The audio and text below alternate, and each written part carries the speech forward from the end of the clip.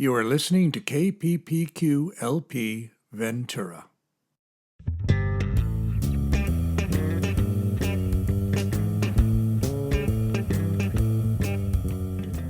Welcome to Creators Corner. I'm your host, Bob Telford. Creators Corner is a show that focuses on the arts, music, and theater and the people who make it. Ventura County is chock full of artists, and we hope to share their thoughts and journeys with you. So let's get started.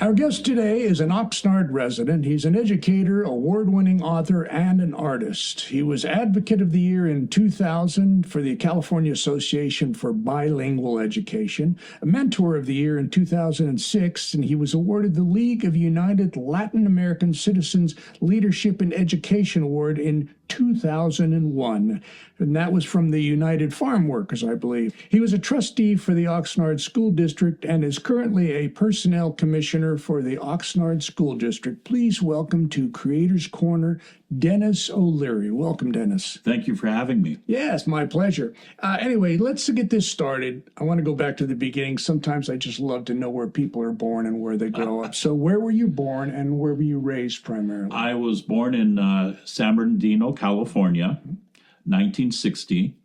And through my life, I moved everywhere. In basic education, I went to 13 different schools in 12 years. Wow.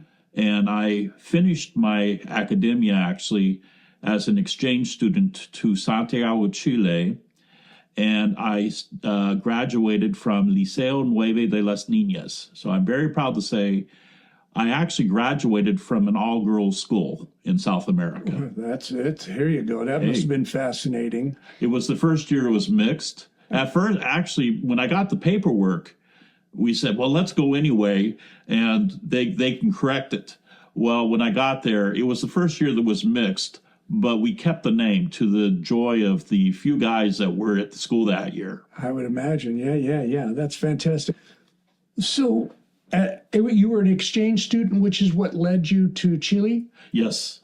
So is that something that the school was offering, or how did That was through the school system. It was a program called American Field Services, which still exists today. Right. And it's a nonprofit. And I literally thought I would never be chosen. And I was the only person from my school that was. Wow. And I also said I would go to anywhere in the world where the other applicants were trying for Paris, France, and, all kinds of nice, And I was sent to Santiago, Chile. Wow. So, hey. And that must have been an eye-opening experience. That was a life-changing moment in many ways. Well, first off, I met my wife, who was a classmate there. And by the way, she didn't really care for me at that time, as it usually goes, Sure. But at the time also, I was always interested in social justice, and I wanted to study political science in university. And I landed in a country that Pinochet is basically just getting started. Wow. And in fact, had some very close run-ins with the military a few times. I'm sure. While I was there. A standard issue for the police at that time were Uzis. Oof. And so, this teenage kid kind of going in and out of society with a military curfew at night and Uzis as a standard issue. Yeah, I learned a lot. Well, and it was also big, and I say this only because I'm looking at you right now, and I'm thinking you had to stand out in Chile or any other country for that matter, where it's like you're this white guy, and I don't mean to get too specific as far as that goes, but it is one of those things. It's like a friend of mine went to Japan, right? And he's 6'2", and right away you could spot him a mile away, that kind of thing. My appearance actually blended pretty well. But the second that I opened my mouth, and I did not speak Spanish when I first arrived. Right. So all of a sudden, that was the defining moment. Right. But I actually have a son who served in Peace Corps in Togo, Africa for two years. Wow. And when he left, he said his goal was to not stand out. And he's a 6'2" white guy in Togo, Africa. He says, "No, your goal is modesty. It's not standing out." Right. No, absolutely. Well, that's fantastic. So, your your higher education. I got my bachelor's degree from Cal State San Bernardino, political science. And I got my teaching credential at Fresno Pacific College, and I've been a teacher since. Gotcha. So the fact that you went to Chile, that obviously had a tremendous impact on you, because so much of what you do, not only as an artist, but also in terms of as an author, and I believe in your education capacity, has been influenced by that. yes. Well, I always, even before going to Chile, we always lived basically in the poor corner of the town. Right. And no matter where we were at, we were either in the community of Latinos or African Americans. In fact, at one point when I was about 10, we lived in Minneapolis, Minnesota, in the black section of town, which in 1969 was probably about 3 square blocks. Right. And the benefit to that was my best friend was a young boy my age named Roger, who later changed his name to Prince. Well, and now if you lived in that section of town, you probably met him at times. Right. He happened to be a very good friend, though. Wow, that's fantastic. So had I hung around, who knows what would have happened, Right. Now, in your younger self, you participated with the Farm Workers Association, right? Yes. We, typical Irish Catholic, we had a picture of John Kennedy in the kitchen. And I grew up not eating grapes, not knowing why. Right. But we, anyway, we observed that in support. And that was your parents? The family. That was yes, your parents that did my it. parents. Wow. And later, when I became a teacher, I actually had the chance to work with Cesar Chavez. I never met him, spoke to him by phone. We had a situation in my first teaching job in Lindsay, California, and there was a freeze, and all the oranges on the trees were all of a sudden just dehydrated. Wow. And unemployment went from 2% to 90-some% overnight. I had a couple mothers come to me and ask if I could speak to their husbands, because their husbands didn't want to take charity, and the kids were going hungry. There was no food. Right. And so I told the 3 ladies, please ask your husbands to come tomorrow after school, and I'll have a talk with them. Well, after school tomorrow turned into about 40 men coming to my classroom. And I'm this young novice teacher just getting started. And the only thing I can think of saying is, please accept charity now. Your children deserve it. And under the condition that once you're on your feet again, you need to help somebody else. Pass it on. And I said, that's the macho way out of this situation of them not wanting to accept charity. Wow. And that they all agreed, and everybody felt great. And as everybody was leaving, I thought, oh my God, what do I do now? I called up the United Farm Workers and spoke directly to Cesar Chavez, who picked up the phone.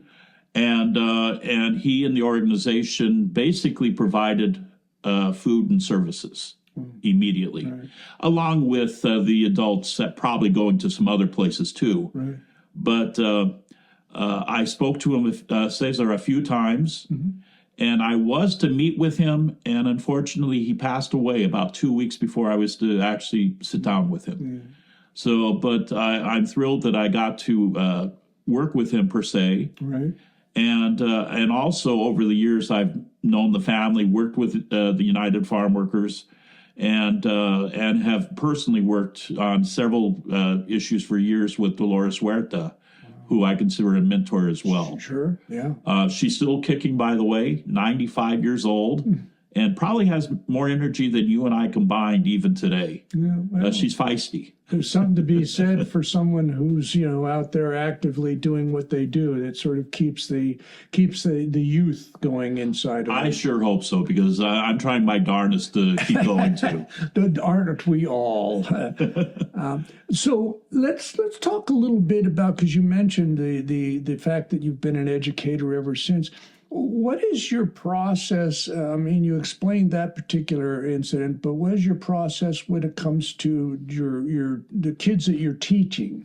Right. I mean, is there something special that you try to bring to the experience? Well, in the job application, in the interviews, they basically want to make sure that you teach and cause less trouble as possible. I mean, even educators are asked to be politically correct, and administrators generally don't want to have issues and problems in the classroom with children or with adults.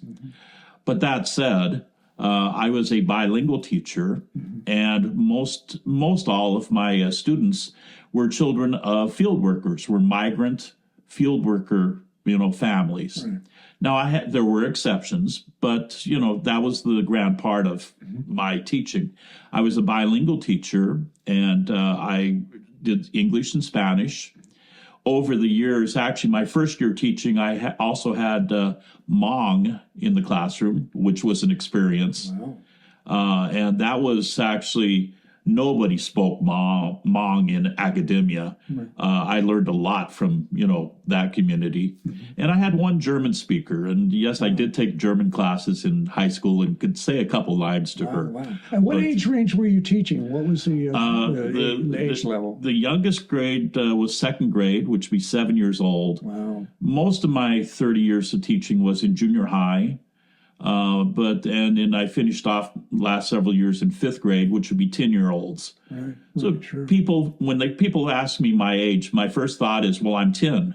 Because that's who I hang around with, Right. Also explains a sense of humor sometimes too. Well, and not only that, I think when you're having to speak to a large group of a certain age group, you tend to want to speak to them on their level, and that sort of comes back on you. Actually, my theory, and I've been told by a lot of administrators, they were surprised that actually I spoke high for most of the kids, which was appreciated by universally everybody that I ran into. They were happy that I wasn't speaking down to the kids. Right. Children perceive a lot of things. And I wasn't trying to go over their heads where they're not going to understand. But there's a way of being respectful and understanding that the children actually can have an intelligent conversation without baby talk. Right. That's one of my theories, at least. Right. Which now leads me into my next question: is that being an educator, is that what led you to become an author and dealing primarily with a certain type of book? Which a lot of the books that you've written are geared towards children. Am I Correct. Right? Most all of them are. Right. And it's precisely for that reason. The subjects I've chosen to write about were subjects that I did not see in the libraries of the schools I taught at. My first book actually goes back to Cesar Chavez's passing. Right. And this is what threw me into writing a book. Cesar passed. We were given about a week notice there was going to be a large gathering and a funeral service in Delano, California. And as a teacher, I and all the other teachers and people who worked in school were told that if we went to the funeral, we would be fired. Really? And this is the Central Valley. And, which, by the way, no, I did go with two other teachers. And no, we were not fired. In the march during the funeral, in fact, we passed one elementary school. And I clearly remember, and at the back fence of the school, there were 2 classrooms of kids and their teachers there at the gate, at the fence, watching the procession with Cesar's casket at the front. And we had Jesse Jackson, we had Dolores Huerta, we had basically people from all levels of government and history marching in this march. And the teachers, I spoke to the 2 teachers there, and they said, no, they didn't want us to come out here, but this is world history. Right. And which I agree. But that was the theory at the time, and still is in many, that, oh, he's too controversial, or that movement is too controversial. So I returned to school the next day after the funeral, and the other teachers asked if I could write a story so they could share my experience with their classes. And that turned into the first draft of what eventually became a story that the United Farm Workers handed out at different gatherings, and later became a book called Cesar Chavez's Last March. Wow. that I have. And so it was basically out of disobedience that I became a writer. Isn't that something? So, and the other books that you've written, the children's books primarily, some of them have actually won awards. Yes. And can you speak about that as well? I have one book, which is actually called Esteban's Caravan, and it won the 2 awards, actually. One, the gold medal from the International Latino Book Awards. And the same book actually got an award, gold medal, in a category of books that should be turned into movies. And the person who founded this organization, who judged this, was Edward James Olmos, along with Pepe Serna and several other actors. Sure, yeah. Not to say that my book will ever be seen on a big screen, Right. but the reward was, I was told that the book would be handed out to people who could conceivably do that. Right. Have you? That's a lottery ticket. Out of every 10,000 books, maybe one might, Gotcha. be on a screen somewhere. Here's a question. I noticed that a couple of the titles, Alba Walking in the Shadows and Alba Walking in the Shadows of, and I don't know the pronunciation, I'll let you do it. Filicide. So what's the story behind that? That's not a children's book. What are those? That is an adult. Actually, I had to put fiction or based on a true story. That book was basically a diary. And the names have changed because I don't want to be sued. About 10 years ago, near Oxnard, an infant was born in a strawberry field. And on the news, they talked about how they had found the baby's body in the middle of a strawberry field. The next morning, I was going to school, and I got a phone call before the kids arrived or anything. I was just arriving at my school, and it was the sheriff's department. And I was kind of nervous, like, why is the sheriff's department just and he says, don't worry, everybody's fine. There's no, because your first thought is what happened after I left the house. And he said, did you see about the baby being found in the strawberry field last night? And I said, yeah, I saw that on the news last night on TV. He says, well, we thought that maybe you could help us. What? And basically, I went on a journey that lasted about 3 or 4 years. Eventually, they did find the young lady, and we thought that she may have been a victim at the very beginning. And I accepted to help, partly thinking that she could be a victim, and also by telling the sheriff's department that every time that this case is mentioned, that I wanted them to mention the Safe Delivery of a Baby Act, which means if an unwanted newborn is not, is born, that they could give the baby up to a shelter, a hospital, fire department, no questions asked. and the baby eventually would be put up for adoption. And this law still exists in California and has saved thousands of lives. Let's see. Well. So that turned into a book that's not meant for elementary school libraries, Right. but that was my first published book. Wow. And then the publisher asked if I had written anything else. I said, well, I have these children's stories. Yeah. You also wrote a book about Frida Kahlo. Can you speak about that briefly? Yes, this is one of the last books that I've written. And basically, again, for elementary school and junior high, you see very few things about Frida Kahlo. And the books that are out there, they say she's a famous person, she was a pretty person, and she was a famous person, and she was a pretty person. Yeah. And that's about all they say. Right. And she was an artist. And so I wanted to actually talk about her life.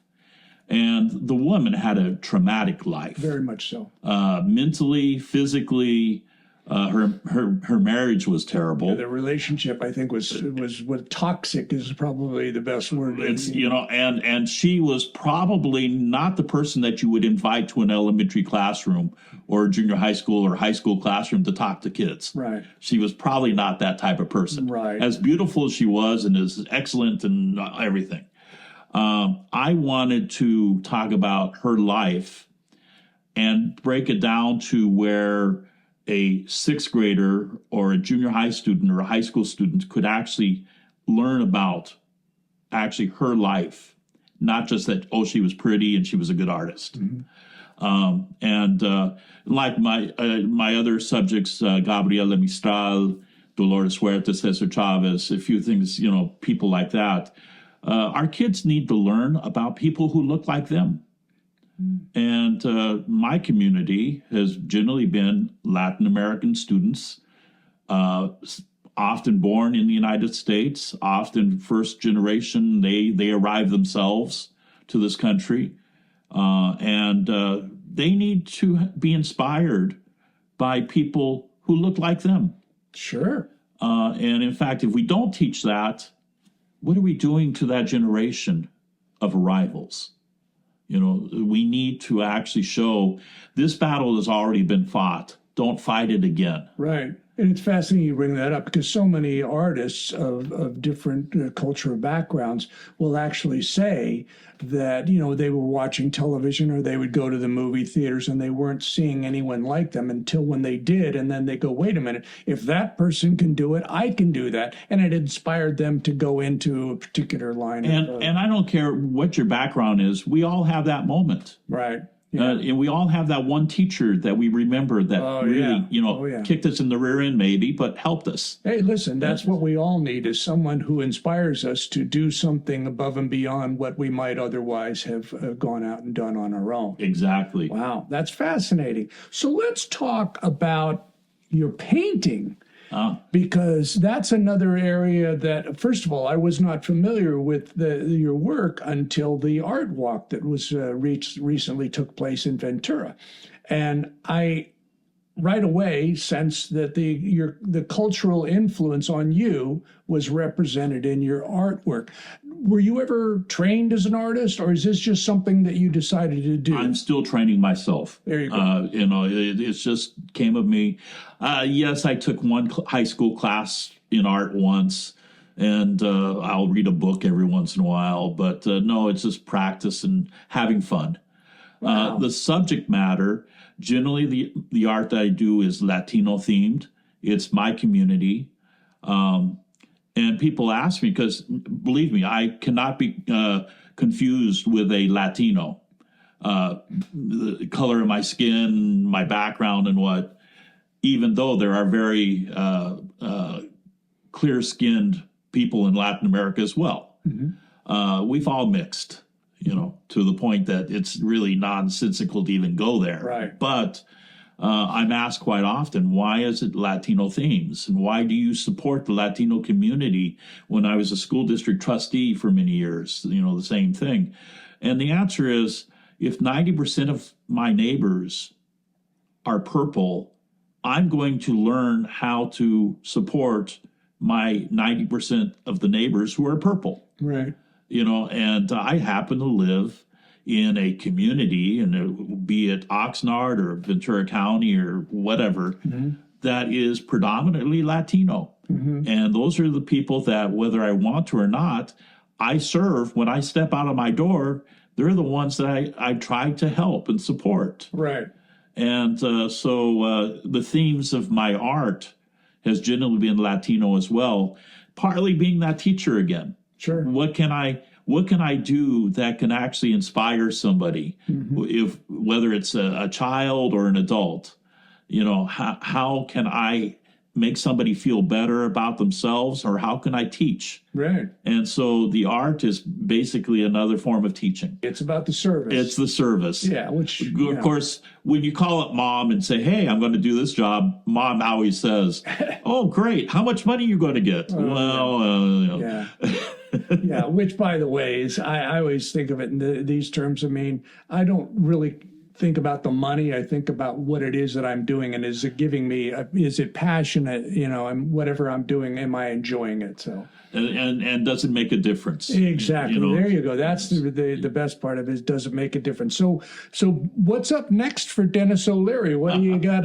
What are you trying to do? What's your next challenge or adventure? Well, my adventure is I'm 4 years into being a retired school teacher. And I'm still bouncing off the walls to figure out what I'm trying to do. Right. Yes, I do know that Santa Claus is going to be visiting a few places here in the near future. I had just a friend that tells me about that. But I do art. I am trying to promote my books to schools. And I am the person, if I could go through life not making any money, I probably would be happy. Because, you come with a book, you say, hey, buy this book. And the first thing is, oh, how much money are you making from this book? Well, not much. But I want to promote, again, for all the ideals that made me write these books, I want these books to be in front of kids. And but that said, it's not as easy as you think. And we do have a thing called the internet that some people believe books don't exist anymore. Yes, they do, and they always will. But, trying to promote my books, trying to do art that inspires others, and, just trying to make a difference in the world through any medium that I can. Oh, that's fantastic. So you mentioned the internet. If people are more interested in you, whether it's the art or the books or whatever, do you have like a website or social media sites that people can go to? How can someone find you if they're interested in finding I really don't have my own website yet. I can be found on other websites and I guess I have Facebook that a lot of people communicate with me. Type into Google Denis, Denis with one N, O'Leary, O''Leary, and then put the word Oxnard after that. Gotcha. And because it's amazing how many Denis O'Leary, the comedians, I get hits. Actually, I've had parents come to school the first day of school wondering if I was the comedian. No, I'm not, and I wouldn't use some of the words that he uses in his comedies. Right, exactly. Your 10-year-old is not going to be put through that, so don't worry. Yeah. But yes. So Facebook is probably the most. Facebook, and just Google, and you'll find other things. Great. I do belong to the Buenaventura Art Association, and you can see my work on a page there if you have the umption to find their website. But punch in my name and you can find those things. And my books are on Amazon and Barnes and Noble as well. So it's there are ways to contact me. Oh, that's fantastic. That's fantastic. Well, I have truly enjoyed spending this time with you, and I hope our audience will feel the same way. And I want to say thank you so much for joining us here on Creators Corner. I thank you for inviting me, and I've enjoyed our knowing each other through an art display that we mutually stood next to each other for 2 days or what. Yeah. And I appreciate you actually promoting the arts. Hey. It's one of the things that I try to do. It's part of who I am. And keep it going. Well, thank you so much, Denis O'Leary. Thank you. You have a great day. You do the same. What an amazing time we've had. I can't wait to share our next guest with you. Many thanks to CAPS Radio and KPPQ LP Ventura. So until next time, stay safe, be well, and have fun. See ya. This is KPPQ LP Ventura.